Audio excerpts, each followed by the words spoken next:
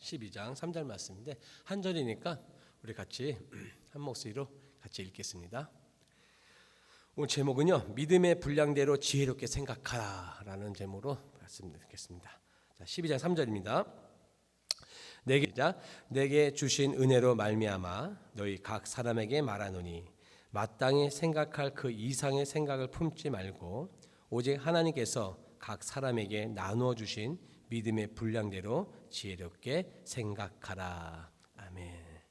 이 로마서 12장 들으면서부터 이제 바울은 처음에 스타트를 그러므로 너희 몸을 산 제사로 하나님께 분별력 있게 영적인 예배를 드리라고 선포를 하면서 이제부터 이제 구체적인 이야기들은 이게 쭉 이제 나열해 나가는데, 우리가 지난 시간에 사도 바울을 통해서 들었던 말씀이 뭐냐?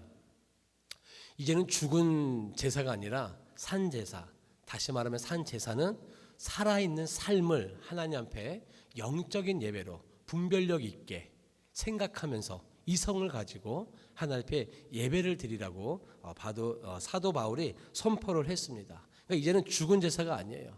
산 제사로 우리 삶에서도 예배가 계속 연장으로 나아가야 된다는 얘기죠. 그러니까 우리가 어찌 보면 그냥 일주일에 한 번 드리는, 여러분 솔직히 말해서 만약에 일주일에 한 번 예배 드리는 걸로 하나님 앞에 내가 다 했다고, 소명감을 다 했다고 말하는 거는 그건 정말로 뭐랄까요, 부끄러운 거예요. 뭐 1시간 예배를 드리지만 실질적으로 그 안에서 말씀을 듣는 건 30분밖에 되지도 않는데, 모르겠어요. 여러분들이 한 주간에 어떻게 또 삶 가운데서 어떻게 말씀과 부딪히면서 살고 있는지 모르겠지만, 제가 말씀드리고 싶은 당부는 예배 시간에 드리는 이 예배만으로는 우리의 삶을 지속할 수 없다는 겁니다, 여러분.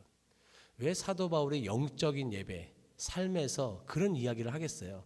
인간은요, 어느 순간에 넘어갈지 몰라요. 그러니까 항상 예배의 마음으로, 예배 자세로 하나님 앞에 예배를 드려야 된다는 거죠. 우리가 잘 알고 있는 요한복음의 그 사마리아 여인이 예수님께 나와서 질문한 걸 무엇이었냐면, 우리가 어디서 예배를 드려야 됩니까? 라고 이야기했을 때 예수님이, 야, 그림심산에서도 말고 예루살렘에서도 아니야. 그러면서 하신 말씀이 뭐냐면, 너희 아버지께 예배할 때가 온다 그랬어요. 그 아버지께 예배한다는 게 무슨 말이냐면, 너희가 예배를 그림신산에서 드리냐 예루살렘에서 드리냐 장소 가지고 막 따질 때, 그 따지는 동안에 너희들 마음속에서 아버지가 사라졌다라는 거예요. 장소만 얘기하다가 진짜 그 예배에서 받으시는 대상이신 아버지가 사라져 버렸어요. 그러니까 이제는 어떤 날이 온다고요? 진짜로 아버지께 예배할 그날이 온다는 거예요. 오늘이에요, 오늘 여러분. 오늘날 우리가 예배를 어디서 드려야 됩니까? 예배당? 여기서도 드리죠, 당연히. 그러나 예배는 어디요?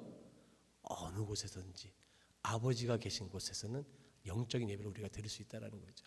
그 이야기를 이제 사도 바울이 계속적으로 하고 나가고 있는 겁니다. 우리 3절 말씀을 다시 한번 읽어보면, 여기 보면 내게 주신 은혜로 말미암아 너희 각 사람에게 말하노니, 여기서 뭐 두말할 것이 있을까요? 내게 주신 은혜, 사도 바울에게 주신 하나님의 은혜가 뭐예요? 그건 정말로 빚진 자의 마음인 거예요. 나 같은 놈을, 죄인 중에 죄인인 개수인 나를 구원받게 해주신 하나님의 은혜, 이스라엘 백성들 그 가운데서도, 그 많은 사람들 가운데도 그래도 나를 택해 주신 그 하나님의 은혜, 내가 아니어도 다른 사람도 충분히 있었을 텐데 나를 선택해 주신 그 하나님의 은혜, 자비하심으로 내가 너희들에게 뭐 한다는 거예요? 말한다 이거. 이제는 각 사람들에게 말하겠다 이거예요. 자기의 말이 아니에요. 내가 받은 은혜, 그 자비하심으로. 그래서 지난 시간에 우리가 공부할 때 그 자비라는 게 뭐라 그랬어요? 반복된 하나님의 말씀이라 그랬죠. 하나님의 자비라는 것은 우리를 향해서 하나님은 말씀을 한 번만 주시는 분이 아니라 말씀을 계속해서 반복해 주심으로, 그 말씀으로 우리가 계속 뭐 하기를 원해요? 거듭나기를 원하고 계시는 거죠. 그렇게 하나님은 계속적으로 우리에게 말씀을 주시고, 또한 계속적으로 우리에게 뭘 주시는 거예요? 사랑을 주시고, 또한 계속적으로 우리를 인내하시는 그 자비하심, 그게 자비거든요. 그 자비하심은 내가 너희 각 사람에게 뭐 한다는 거예요? 말하노니. 그러면서 뭐예요? 마땅히 생각할 그 이상의 생각을 품지 말고. 그러면서 이제 뒷부분을 제가 이제 설명을 드리도록 하겠습니다. 각 사람에게 말하노니, 각 사람에게 말하노니, 이게 무슨 말일까요? 각 사람에게 말하노니, 그 자비하심으로 권하는 말이 물론 우리가 그 복음을 전하는 것, 그 말이라는 것은 복음을 말하는데 그 말씀이 믿지 않는 자들에게도 말하는 거지만 또 한편으로는 나와 같은 그리스도인들에게 말하는 권면을 말합니다. 자, 그럼 여러분 우리가 이런 고민이 생길 수 있죠. 이런 질문이 나올 수 있어요. 어떤 질문이냐면 그러면 어떻게 권면해야 될까? 어떻게 권면해야 될까? 같은 성도들끼리 로마서 자체가 로마의 교인들에게 말하는 거기 때문에 같은 그리스도 안에서 그의 신앙이 믿음이 뭔가 낮아지고 힘들어하고 뭔가 이렇게 움츠려 있을 때 그 성도들에게 어떻게 권면할 수 있을까? 믿음이 있는 우리에게 우리가 어떻게 권면할 수 있을까? 이건 여러분 꼭 교회 안에서 내 옆에 있는 성도들에게만이라고 생각하지 마세요. 내 남편, 내 아내, 내 자녀에게 어떻게 그리스도인으로서 권면할 수 있을까? 이렇게 한번 생각해 보세요. 갑자기 확 답답해지죠? 내 자녀에게 어떻게 얘기를 하지? 제가 이 말씀을 준비하면서 그런 생각도 해봤어요. 야, 저도 제 자녀에게 그런 마음은 짐을 지고 싶지는 않았어요. 너희들이 목사 딸이니까 너희들은 이렇게 해야 돼. 물론 세상의 사람들은 친구들은 그렇게 보겠죠. 너 목사 딸이잖아. 그렇게 보겠죠. 그러나 그런 짐을 좀 지어주고 싶지 않았어요. 그러면서 한편으로 생각하는 거는 야, 목사 딸이라도 목사이기 때문에 신앙이 그냥 유지되는 게 아니구나. 그건 정말 아니라고요. 정말 아니라. 그럼 그런 자녀들에게 때로는 그런 남편에게 그런 아내에게 어떻게 권면할 수 있을까? 그걸 오늘 이 사도 바울이 이야기를 해주고 있는 거예요. 오늘 잘 배우셔서 여러분들이 삶에서 도전할 수 있기를 바랍니다. 그 첫째가 뭐냐면요, 여러분 어떻게 하냐면 정직함으로 삶으로 보여줘야 된다는 겁니다. 정직함으로. 이 정직함이라는 것은 뭐냐면 여러분 히브리어로 야사르라 그러는데 정직함은요 하나님 앞에 좌우로 치우치지 않은 걸 말하는 거예요. 만약에 우리가 정직함에서 벗어난다는 건 뭐예요? 내가 좌우로 치우친다는 것은 하나님으로부터 하나님께만 시선을 두지 못하고 좌우로 치우친다는 것은 뭐예요? 거짓말하기 시작한다는 거예요. 거짓말하기 시작한다는 거예요. 거짓말은 또 거짓말을 낳는 거죠. 그러다 보면 점점 정직으로부터 뭐 하는 거예요? 멀어지기 시작한다는 거예요. 제가 그래서 이 정직이라는 단어를 한번 성경에 단어 검색을 해봤더니 여러분 물론 여러 곳에서도 많이 나오지만 특히 시편에서는요 거의 한 29번이 나오고 잠언에서는요 31번이 정직이라는 단어가 나와요. 그러니까 하나님 앞에 정직이라는 거는 얼마나 귀한 단어인지를 몰라요. 그러니까 그런 정직함으로 내 자녀에게 삶으로 보여주는 게, 내 정직함의 삶으로 내 남편에게 보여주는 게, 내 정직한 삶으로 내 아내에게, 내 직장 동료에게 내 삶으로 보여주는 게 뭐예요?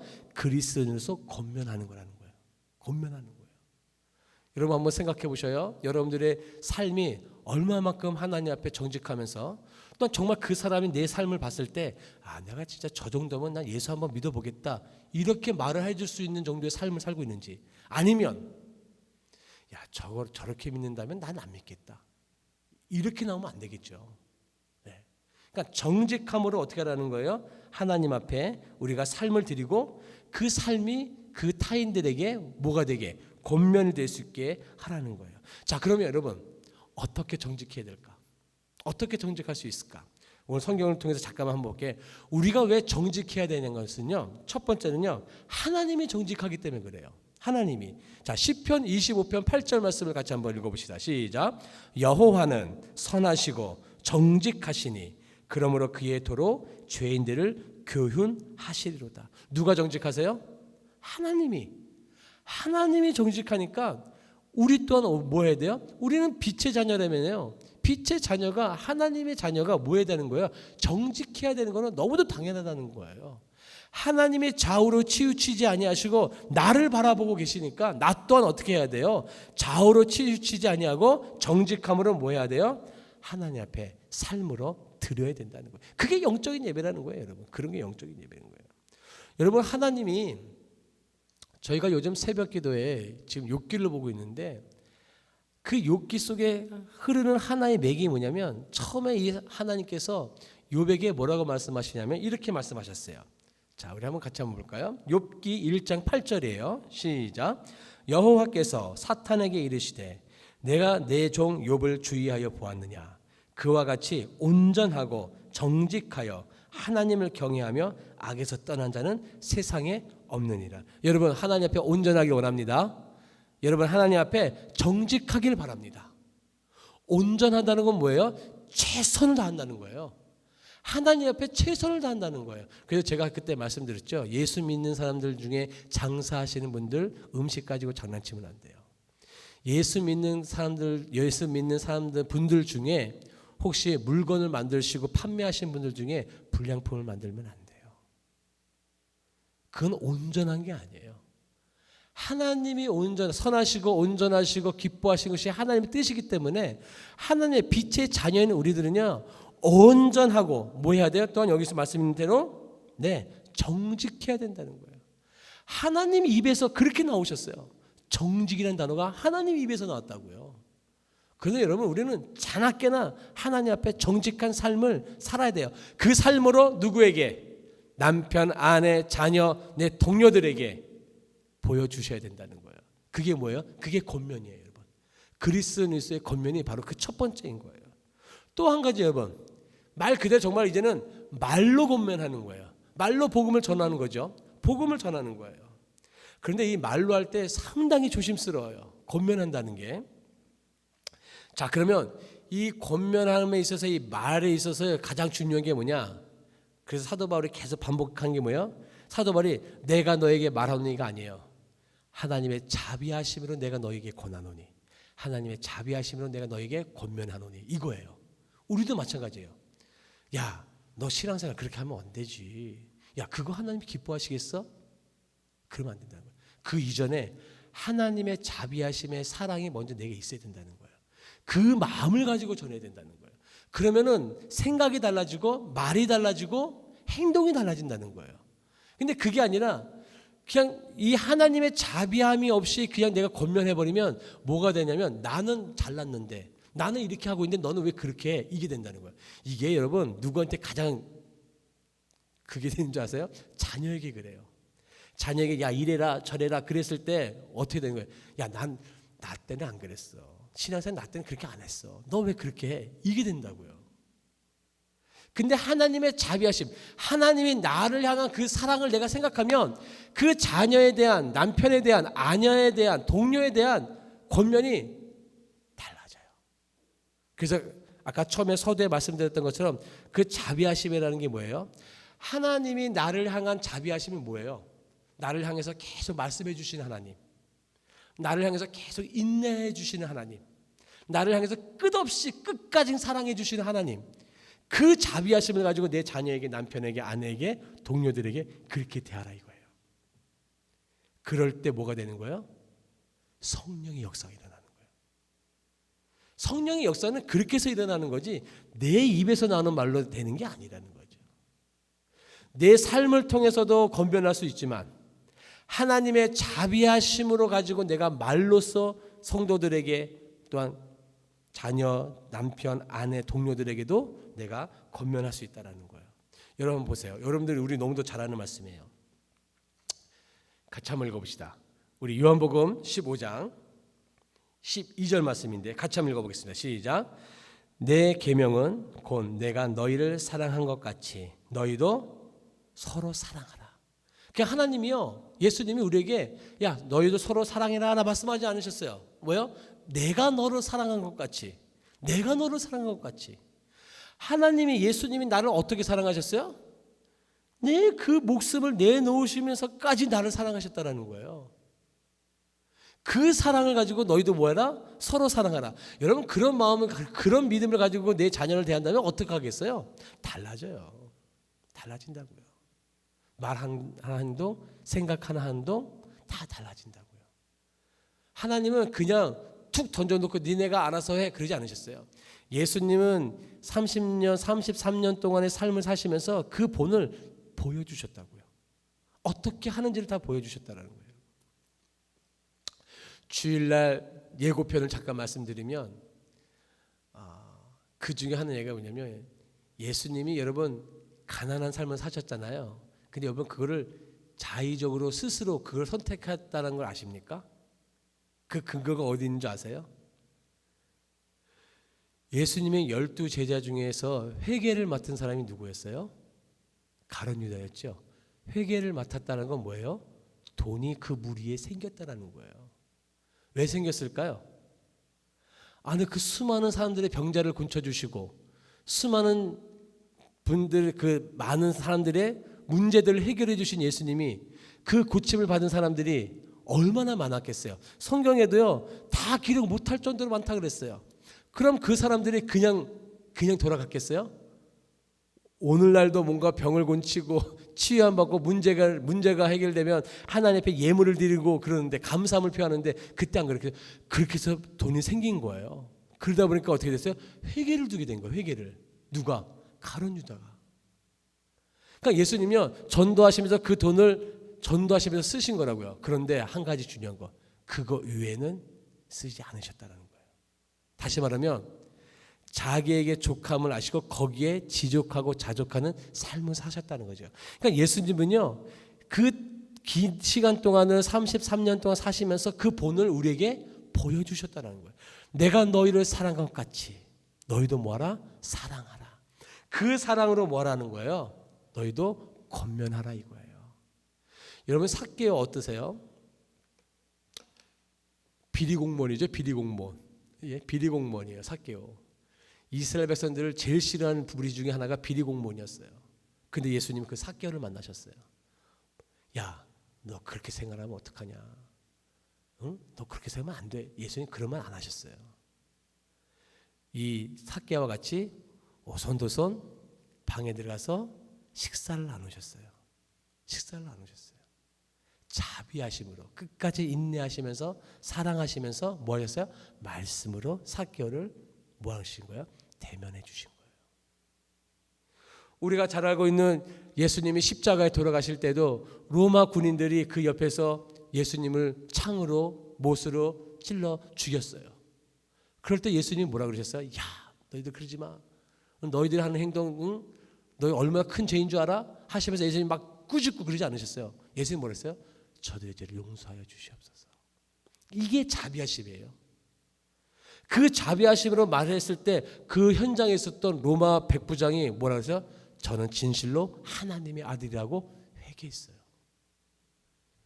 우리의 삶으로도 권면했을 때 그 사람의 삶이 변하지만 이렇게 자비하심의 말로도 또 어떻게 되는 거예요? 그 사람이 변화를 일으키는 거예요. 그러니까 사도 바울이 오늘 이 3절 한 절을 가지고도 우리에게 이 말을 해주고 있는 거예요. 우리 한 번 더 읽어볼까요? 3절 다시 한번 읽어보겠습니다. 시작. 내게 주신 은혜로 말미암아 너희 각 사람에게 말하노니 마땅히 생각할 그 이상의 생각을 품지 말고, 여기 마땅히 생각할 그 이상의 생각을 품지 말고라는 건 무슨 말이냐면 너 자신을 과대평가하지 말라는 거예요. 이게 무슨 말이냐? 과대평가하지 말라는 게 무슨 말이냐? 쉽게 생각하면 성경에 과대평가했던 사람이 누구냐면요, 그 돌아온 탕자에서 나갔던 탕자 있죠? 자기 자신을 과대평가한 사람이에요. 그런 사람들 과대평가하지 말라는 거예요. 다시 말하자면 뭐예요? 지금 너가 처해 있는 그 상황을 뭐하라는 거예요? 인정하라는 거예요. 교만하지 말라는 거죠. 너가 있는 그 현장을 인정하라는 거예요.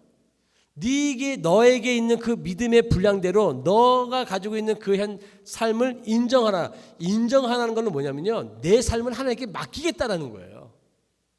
내 삶이 지금 이렇다 하더라도, 내 생각이 지금 이렇다 하더라도 내가 그것을 인정한다는 것은 내 이 삶을, 내 생각을 하나님 앞에 맡기겠다라는 거예요. 그게 바로 뭐 하는 거예요? 마땅히 생각할 그 이상의 생각을 품지 말라 이거예요.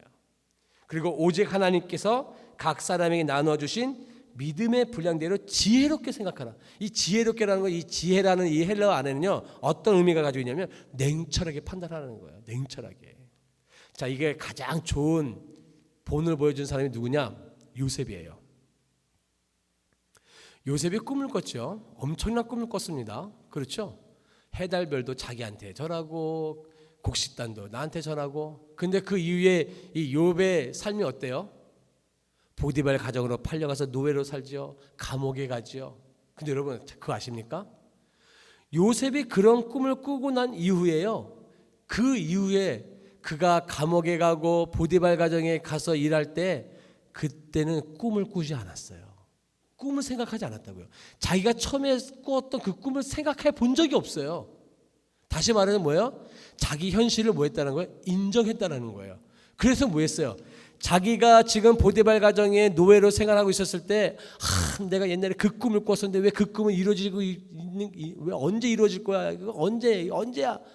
아마 그런 꿈을 생각하고 있었으면요, 이 요셉은 아마 미쳐 죽었을 거예요.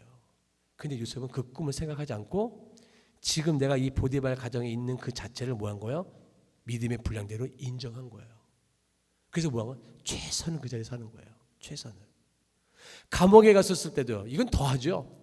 아니 꿈에서는 모든 볕단들이 나한테 절하고 해달별이 나한테 절하는데 이건 내 지금 감옥에서 뭐 하고 있는 거야? 그 꿈을 생각하지 않았어요. 감옥에서도요, 자기가 그 삶을 뭐 한 거예요? 인정한 거예요. 인정하고 나서 자기에게 주어진 그 일을 뭐 한 거예요? 거기에 최선을 다한 거예요. 그랬을 때 어떤 결과가 일어났어요? 애굽의 총리가 되었어요. 근데 여러분 놀라운 사실이 있어요. 그 총리가 되었을 때 그때 가서야 꿈을 생각했다 그랬어요. 말씀 보실래요, 여러분? 한번 말씀 읽어보세요. 자, 같이 한번 읽어봅시다. 창세기 42장 9절인데요. 자, 보세요. 같이 읽읍시다. 시작. 요셉이 그들에게 대하여 꾼 꿈을 생각하고 그들에게 이르되 너희는 정탐꾼들이라 이 나라의 틈을 엿보러 왔느니라. 이게 무슨 말이에요? 흉년이 들어서 그의 형들이 이스라엘에서 애굽으로 곡식을 얻으러 왔을 때 그 애굽의 형들이 요셉에게 절을 하는 순간 그때 뭐 한 거예요? 그때 꿈을 생각했다는 거예요. 그때. 그러면 그 이전에는 뭐 한 거예요? 자기가 젊었을 때 어렸을 때 꾸었던 그 꿈을요 생각하지 않았다는 거예요. 다시 말하면 자기 자신을 과대평가하지 않았다는 거예요. 자기 자신이 지금 주어진 것에 인정하고 뭐 했다라는 거예요? 최선의 삶을 살았다라는 거예요. 아멘. 그게 우리에게 필요하다는 거예요, 여러분. 그게 우리에게 필요하다는 거예요. 사도 바울이 그것을 우리에게 이야기를 해주고 있는 거죠. 자, 그럼 여러분 오늘 말씀 마무리해 볼게요. 지금 현재 여러분들의 상황을 인정하는 게 너무도 중요해요. 만약에 코로나로 인해서 많이 힘들고 뭐 하여튼 여러 가지 일들로 어려움 당하고 있죠. 그거를 내가 얘는 그 상황에서 내가 과대평가하고 내가 이러지 않았다면서 뭔가 이게 나를 인정하지 못하는 상황으로 이게 빗나가 버리기 시작한다면 안 된다는 거예요. 네 지금 이 상황을 하나님 이제 아까 제가 말씀드렸죠. 우리의 생각과 우리의 행동을 내가 인정한다는 건 뭐예요? 내가 그분께 모든 걸 다 맡기겠다는 거예요. 오늘날 내가 이 상황을 내가 인정한다는 것은 하나님 내 이 상황을 하나님께 맡기겠습니다. 그리고 내가 지금 최선을 다하겠습니다. 이게 딱 요셉이에요. 내가 지금 이 보디발의 가정에서 내가 지금 노예로 생활하고 있는데 하나님 내가 인정합니다. 이거 주님께 맡기겠습니다. 그리고 지금 내가 해야 할 일 이거 내가 열심히 하겠습니다. 하나님. 감옥에 있었을 때도 하나님 내가 지금 이 감옥에 있지만 이것을 다 인정하겠습니다. 하나님 맡깁니다. 그리고 감옥에서 최선을 다하는 거예요. 이게 바로 뭐예요? 이게 인정하는 거예요. 인정 못한다는 거는요 하나님께 맡기지 못하겠다는 거예요. 그런 말이 되는 거예요. 그러니까 여러분들 현실 지금 내 자신의 상황을 믿음으로 살펴볼 수 있는 믿음의 눈이 있기를 간절히 축복합니다. 하나님께서 나를 어떻게 가꾸시든지 모든 것을 맡기겠다는 믿음, 이것이 바로 그리스도인의 자유예요. 이게 자유. 그래서 남의 것 부러워할 필요도 없고 높은 자리 부러워할 필요도 없고 낮은 자리에 부러워할 필요도 없고 낮은 자리 부러워할 수는 없겠지만 다른 자리 가지고 뭐 할 거고 지금 내 상황에서 인정하고 자유함을 누릴 수 있는 자들, 이게 정말 그리스도인. 그러니까 사도 바울이 대단한 거예요. 사도 바울이 그 엄청난 환경 가운데서도 뭐 하는 거예요? 나는 지족하고 자족하는 것을 배워노라. 그러면서 나는 자유다. 얼마나 대단해요. 우리도 우리 삶 가운데 이 그리스도인의 자유가 흘러 넘쳐나기를 간절히 축복합니다. 축복합니다.